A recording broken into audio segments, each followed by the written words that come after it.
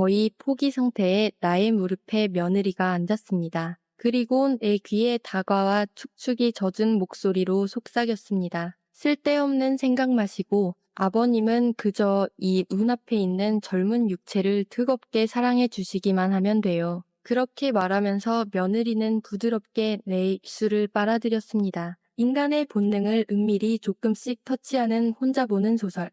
지금 시작해 보겠습니다. 평생 교단에 섰던 50대 후반인 나는 5년 전 사랑했던 아내를 암으로 떠나보냈습니다. 그리고 그 아픔으로 교직을 그만두고 조용한 나날을 보내고 있습니다. 자, 갔다 올게요. 아버지, 저녁 식사는 둘이서 하세요. 그래, 잘 다녀오거라. 아침 현관에서 아들을 배웅했습니다. 일요일에도 회사 출근을 하는 아들의 뒷모습을 보며 젊은 날의 자신의 모습이 생각났습니다. 이런 거는 닮지 않아도 되는데 교사가 된 지 긴 세월 자신을 돌보지 않고 열심히 일했습니다. 학생들을 내 자식같이 돌봤고 항상 가정보다는 학교가 우선이었습니다. 알아, 벌써 가버렸어. 아들이 출근 직후 며느리 미경이 부엌에서 나오면서 말합니다. 혼자 사는 나를 안타깝게 여긴 아들이 며느리인 미경에게 부탁해서 반년 전부터 같이 살게 되었습니다. 보통 쉽게 설득이 되지 않지만 며느리는 선뜻 받아들였습니다. 그 이유는 미경이 나를 아주 따랐던 고교 제자인 탓이기도 했습니다. 자기 분까지도 아침을 준비했는데 아침에 갑자기 예정에도 없던 휴일 출근이라니 어이없네. 며느리는 휴일에도 새벽부터 일어나서 아침을 준비했습니다. 그런데 밥도 안 먹고 가는 남편이 미워서 한마디 합니다. 그 옛날 아내도 이런 잔소리를 많이 했지만 그때는 그 바가지가 솔직히 귀찮았습니다. 근데 이제 그 마음을 알겠습니다. 내가 마침 배가 많이 고프네. 그뭇까지 내가 먹을게. 이렇게 말하며 부엌으로 들어가 보니 구수한 냄새가 났습니다. 며느리가 만들어주는 음식은 영양가도 풍부했고 맛도 아주 좋고 종류도 다양했습니다. 기본적으로 요리에 소질이 없었던 나는 혼자 살 때는 외식으로 거의 끼니를 때웠습니다. 그렇게 힘들게 살고 있을 때 아들이 합치자고 너무 고마운 제안을 했습니다. 지금은 거의 모든 집안일을 다 해주는 며느리가 그저 감사하고 감사할 뿐입니다. 주말에도 출근을 할 정도로 일이 바쁜가. 아침 식사 후 설거지를 마친 며느리가 다시 한마디 했습니다. 영업직이니까 거래처 접대 등 아무래도 여러 가지 일이 많겠지. 저렇게 일요일도 나가버리는 아들을 보며 말없이 참고 있는 이쁜 며느리가 너무 고마웠습니다. 조금이라도 외로움을 덜어줄까 싶어 나라도 같이 있으려고 노력했습니다. 그리고 사실 아내와 많이 닮은 미경과 같이 집안에 있는 것이 항상 즐거웠습니다. 어떤 때는 마치 부부 같다는 망측한 느낌도 듭니다. 며느리도 나를 아주 부담 없이 따뜻하게 다정하게 대했습니다. 어떤 때는 말을 놓기도 합니다. 한 달 전에 차로 1시간 거리에 울산에 아주 큰 쇼핑몰이 오픈했는데 오늘 둘이서 거기 가자고 합니다. 그래도 민수하고 같이 가야 하는데 아니요, 그 사람 기다리다가 언제 갈지 몰라요. 선생님 아니 아버님 둘이서 가요. 아직도 급하면 아버님보다 선생님이라고 나를 부르고 있습니다. 울산 쇼핑몰에 와서 우리는 남의 의식하지 않고 다정하게 다니면서 쇼핑을 즐겼습니다. 이렇게 행복하게 쇼핑을 즐기는 게 도대체 언제적 일인가 기억이 없네요. 젊었을 때 아내하고 주말에는 같이 쇼핑 많이 다녔습니다. 그리고 그런 날은 꼭 밤에 뜨겁게 부부 관계를 했습니다. 그 생각하니 눈앞에 있는 며느리가 여자로서 또 느껴지며 숨겨온 본능이 또 고개를 들었습니다. 와이프 발병 이래로 긴 세월을 풀 길이 없었습니다. 그런데 젊은 며느리 육체를 보니 또 미친놈처럼 밑에서부터 올라옵니다. 오늘 밤에도 어쩔 수 없이 혼자 그 짓 하겠구나 하고 생각이 들었습니다. 저 애는 왜 나에게 이렇게 잘해줄까? 나를 통제하지 못할 정도로 잘해주는 며느리가 어떤 때는 원망스럽습니다. 아, 너무너무 즐거워. 이게 얼마만이야. 나를 들뜨게 하는 행복의 겨운 여인의 음성이었습니다. 한 바퀴 돌고 쉬려고 들른 카페에서 둘이서 다정하게 아이스크림을 먹으면서 말했습니다. 오늘 기분 완전 너무 좋아. 선생님, 자기 때문에 오늘 완전 스트레스 풀려. 시아버지인 나를 완전 연인처럼 대합니다. 그래, 요즘 별로 외출이 없었지. 나도 맞장구를 칩니다. 하도 바쁘다고 오버를 하니까. 이 말을 하는 며느리 표정이 약간 마음에 걸렸습니다. 오늘 저녁거리 사러 가요.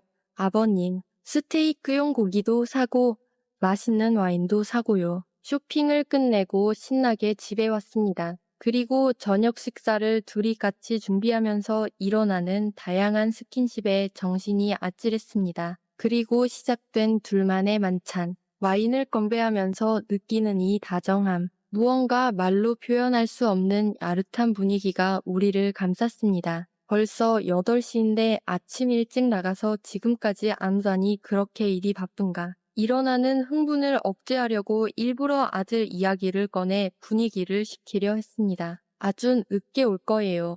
할 거 다 하고 며느리 말에 이상함을 느꼈습니다. 아까도 이상한 말을 하더니 뭔가 이상한 예감이 들었습니다. 혹시 민수가 며느리 미경이 태연한 표정으로 말했습니다. 선생님 그 사람 오래전부터 바깥에 여자가 있어요. 퇴근 후 와이셔츠에서 풍기는 여자 화장품 냄새, 가끔씩 오는 달콤한 문자 메시지, 카드 내역서에 있는 여성용 명품 구매 내역 등등. 증거는 너무 많아요. 미안하구나. 이걸 어떡하나. 아들의 외도에 며느리에게 정말 미안한 기분이 들었습니다. 선생으로서 확고한 직업이식 때문에 나는 평생 바람을 피운 적이 없습니다. 그런데 내 아들을 잘못 교육했구나 하고 내 잘못이라는 생각이 들었습니다. 이렇게 예쁜 아내를 두고 외도를 하는 아들놈도 정말 괘씸했습니다. 아버님 혹시 제가 상처 입었다고 생각하세요?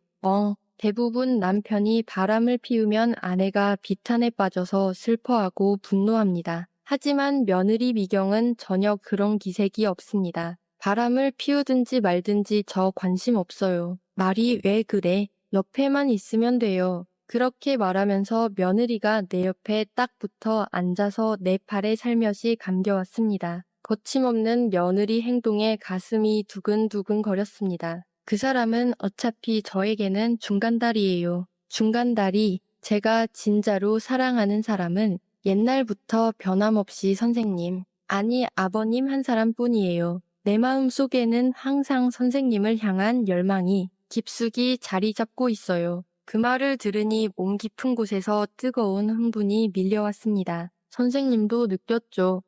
그때 고교 3학년 시절 내가 담임을 맡았던 고세 시절 미경이가 나에게 보여준 행동들이 생각났습니다. 또래에 비해서 많이 성숙했던 며느리 미경은 담임인 나를 무척이나 따랐다. 제자를 넘어서 요인의 시선으로 나를 바라보는 것을 많이 느꼈습니다. 당황한 적도 많았지만 나는 애써 냉정하게 거리를 두었습니다. 왜 나 같은 아버지 같은 연령의 아저씨를 좋아했을까? 그것 때문이에요. 편모스라에서 자란 저는 아버님 같은 어른의 따스함이 그리웠어요. 그 좋은 감정이 사랑으로 변해서 저에게 특별한 존재가 되었어요. 졸업 후에 세월이 흐르면서도 항상 마음속에는 선생님을 갈망하고 있었죠. 남편을 우연히 알게 되어 몇 번 만나면서 알게 되었죠. 이 사람이 선생님의 아들이구나 느낀 그 순간 너무 가슴이 떨렸어요. 그러면 나하고 재회를 하기 위해 합치자고 했을 때 드디어 내 사랑을 이룰 기회가 왔구나 하고 너무 기뻤어요.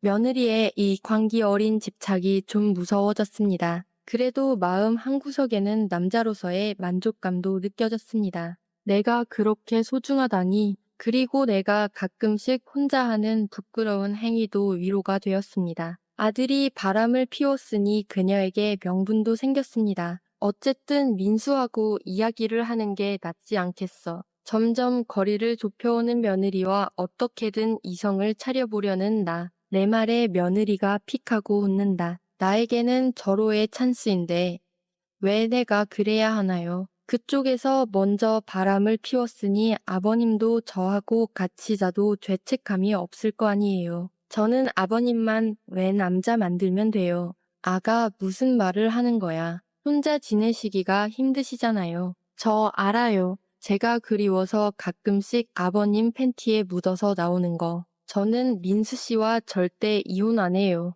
그래서 이 집에서 아버님하고 같이 오래오래 사랑할 거예요. 아, 도저히 견딜 수가 없구나. 거의 포기 상태에 나의 무릎에 며느리가 앉아서 내 귀에 다가와 축축이 젖은 목소리로 속삭였습니다. 쓸데없는 생각 마시고 아버님은 그저 이 눈앞에 있는 젊은 육체를 뜨겁게 사랑해 주시기만 하면 돼요. 그렇게 말하면서 며느리는 부드럽게 내 입술을 빨아들였습니다. 그 한마디에 나는 붙들고 있던 이성의 끈을 놓아버리고 본능에 충실한 짐승이 되었습니다. 긴 세월을 참은 우리들의 육정은 태풍이 되어 우리를 휘몰아쳤다. 우리는 서로를 미친 듯이 뜨겁게 요구했습니다. 소파에서는 이루 말할 수 없는 최고의 상쾌함이었습니다. 온 밤을 지새면서 몇 번이나 서로의 은밀한 부분을 확인하고 싶었습니다. 하지만 아들의 귀가 시간이 다 되어 샤워를 같이 하고 아쉽게 서로의 방으로 돌아갔습니다. 그날 밤 너무 흥분돼서 한잠도 한시도 잘 수가 없었습니다. 어서 내일이 오라 하고 기다렸습니다. 이미 자해반 타이 반물은 엎질러졌습니다.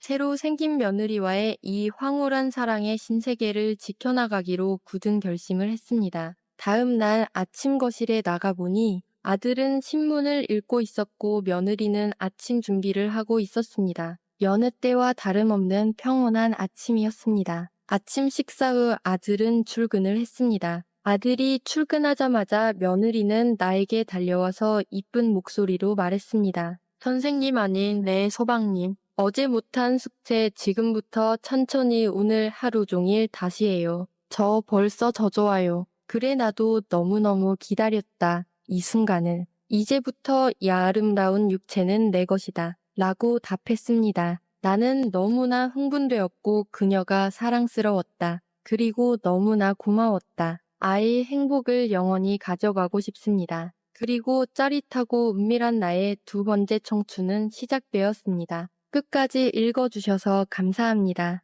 구독과 좋아요 꼭 좀 부탁드립니다. 다음 주 불금에는 더 은밀한 혼자 보는 소설로 찾아오겠습니다.